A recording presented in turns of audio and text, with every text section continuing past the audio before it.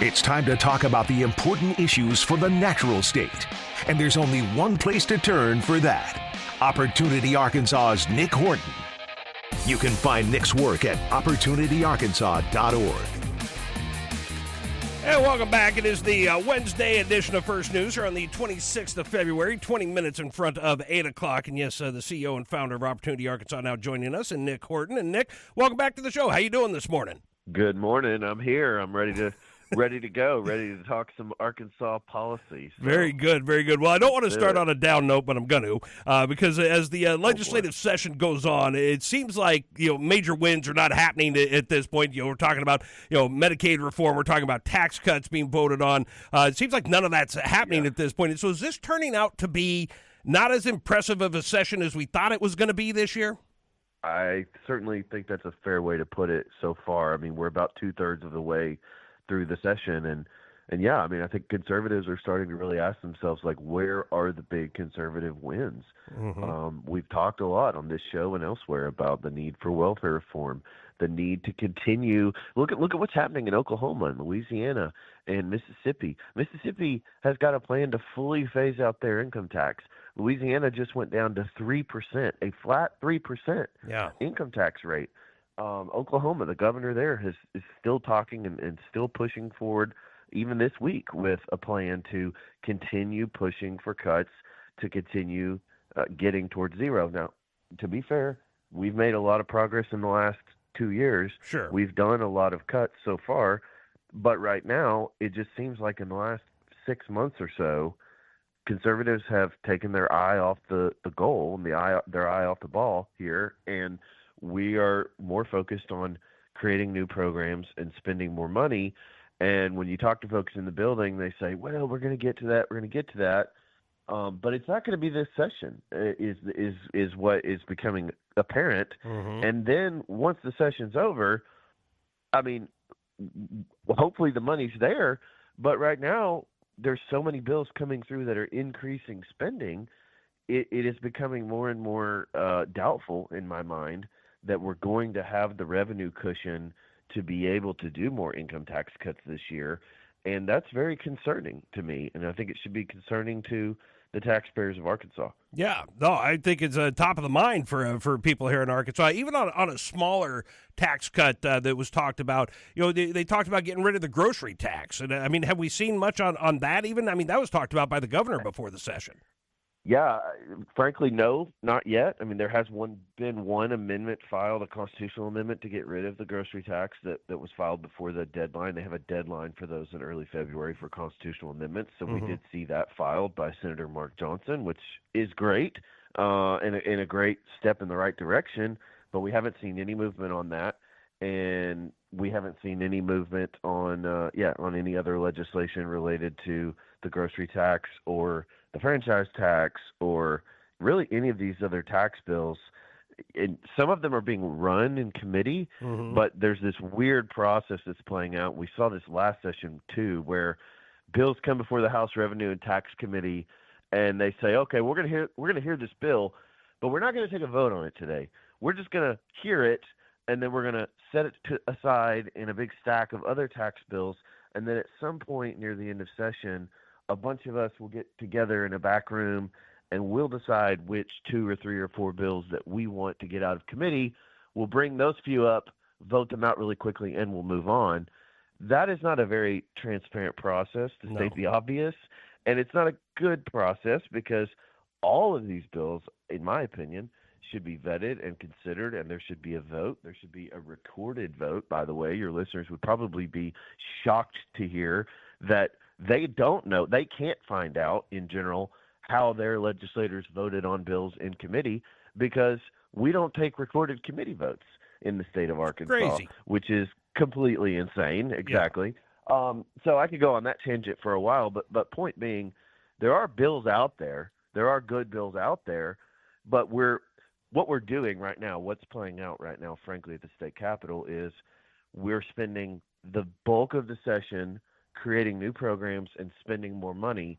And then we're going to come back, we're told, in the last couple of weeks and figure out where we can trim. Well, That's a little bit in reverse order as That far as I'm is. concerned. That's cart before the horse. That's right. At minimum, those two things should be happening in tandem. Mm-hmm. But instead, we've said, all right, well, let's spend a bunch of money, and then at the end of the session, let's come back and figure out how much money we spent. And then if there's anything left over, we'll do a few tax cuts. That is completely backwards. I don't think that's what people expect or what people wanted when they sent a conservative supermajority to the state capitol.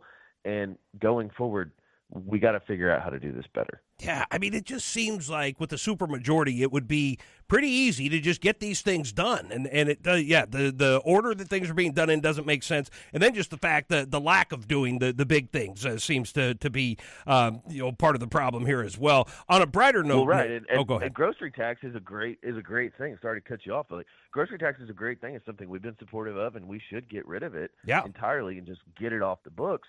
But it's $8 or $9 million. I mean, this is not when you cut even just 1/10 off the income tax, you're talking about $50 million in revenue that goes back to the people of Arkansas and stays in their pockets.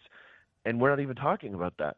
Like, we don't even expect that there will be legislation on that at all this session. And so even the tax cuts that might happen they're good, they're fine, but they're kind of trimming around the edges. And again, none of this is happening in a vacuum. When you look at states around us and how quickly they're moving, we're competing with all of those states for jobs, for workers, for people, and we're falling behind. As much progress as we've made in the last few years is great, but that's not a static picture. Like, all of those states are continuing to move forward, and right now we're standing still. Well, and you even see the U.S. government moving faster than the state, and that's an oddity all in its own. Yeah, exactly. So, when was the last time you saw the federal government acting more conservatively and aggressively in reforming government than the state of Arkansas? Yeah. I don't know that it's ever happened, and definitely a big change in the dynamic. That's for sure. Jay, you apparently dropped him, so I'm not sure. Jay didn't drop it, but somehow he dropped it. So we'll get Nick back here.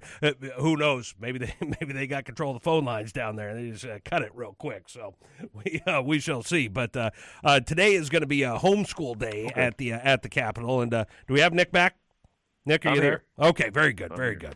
They heard you talking. They cut the line. Blame the Russians for that. Yeah, they cut the line. It's the Russians or the Chinese. It's one or the other. So I was starting to say on a brighter note, today is homeschool day at the state capitol, and some of the legislators and our governor are going to talk with homeschool children this morning. A little bit of a presentation, but I'm wondering if and how homeschool families are they utilizing the LEARNS Act, because I don't think that part gets talked about very much. We talk about these kids are using it to go from public school to private school, but what about homeschool kids? How does the LEARNS Act impact homeschool families? It's a great question, and I appreciate you bringing that up, because you're exactly right. It does not get talked about enough. You hear from the left and the naysayers out there, really the extreme left, because most Arkansans across the political spectrum support school choice and education freedom. But you hear from the fringe, this is going to destroy and erode and defund public schools, because all these kids are going to move from public schools into private schools, and it's just this payoff for private schools and these rich families. Reality is, what we're actually seeing a fair amount of, and we don't have great data on this yet, but we will going forward, is we're actually seeing it move in a lot of cases from private school to homeschool. Wow. And you're seeing kids and families that want, again, more options, and options that fit them and their kids better than a traditional classroom setting with 30, 40, 50 kids, where they're not getting maybe as much focused attention from a teacher, and or they got to be in class, in school 6, 7, 8 hours a day, rather than being out in the community, going on trips, taking art classes, getting actual life experience and hands-on experience and training, so to speak. So you're seeing a move now in the state, I think next year going into the universal eligibility, where every child and every family in the state of Arkansas will be eligible for this. Families are moving towards, and you're seeing these co-ops and these micro schools where you've got groups of kids and groups of families getting together and saying, hey, you know what, we can take our money that the state is returning back to us through the EFA program, and we don't have to use that for a traditional school setting if we don't want to. We can use it, and we can, I know some groups here around Faulkner County where kids that have not been served particularly well by the public school system and weren't even served appropriately in the view of their parents by the private school system, they said, you know what, we're going to take that money, we're going to get 10, 12, 15 families together, and we're going to hire a teacher of our own. We're going to use our EFA Education Freedom Funds to hire a teacher, a public school former teacher or a tutor or a music teacher or whatever it might be, and we're going to get together and we're going to create our own little school. And you've got a qualified teacher and someone that has a lot of life experience and knows the ABCs and the fundamentals. They can make just as much money or more doing something like that because all of these families have pooled their resources together. And then the parents have a significantly more amount of input in terms of the curriculum and the structure and the values and what their kids are being taught. And, we talked to some of these families. In fact, Toby, we'll have some videos coming out soon on some of these families and this new education structure that we're seeing really evolve here in the state of Arkansas. And parents love it. Kids love it. I mean, they're going on field trips together. They're going to the county fair. They're taking art classes. They're getting actual, like, hands-on experience in some of these in some of these areas, and they're getting a good education. And then you talk to the teachers and the folks that are participating in it. They've got the flexibility. They would much prefer working with 12 or 15 students instead of 50 because they get to actually invest in kids more. And they're making just as much or more money doing something that they love. So it's really one of the most underreported parts of and benefits of the education freedom system that we have now in Arkansas, and we're only going to see it grow. Yeah. So it really is exciting. I love hearing about this. I mean, low community schools, micro schools, I think you said. I mean, it makes a lot of sense. And so, I don't know that people realize that you can access the LEARNS Act and the EFA system that way, that's another way that you can use it to get education for your children. So that's and great. We've had one of the most vibrant homeschool communities in the country here in Arkansas for a long time. Yeah. I was homeschooled through 6th grade, and I know there's a lot of families that have that story and that experience. And kids that go, myself excluded, of course, but kids that go on to be very, very successful in the private sector and elsewhere, some of the smartest kids you'll ever meet. Arkansas actually hosts, most people probably don't know this either, but we host the national debate competition that homeschoolers host. And I was a judge, scary enough, a couple years ago. These kids are brilliant. Yeah. If you've ever met a homeschool kid, they are off the charts brilliant. And so it's really exciting to see, again, just another option. Let's have as many options as possible for families to get to choose what's best for them and their kids. And, may the best man win, so to speak. Let's open this up and let families do what they need to do, what's best for their families and their kids. And we're going to see the benefits of that for years and years to come. And, of course, as Nick said, going to have some videos coming out soon. That's going to happen at opportunityarkansas.org is the website that you can access to go and look at some of this information. So they'll have some of those videos of different families up talking about this here in the very near future. But, Nick, always appreciate you stopping by, and we'll do it again next week. So thanks, man. Hey, I appreciate it. Thanks, brother.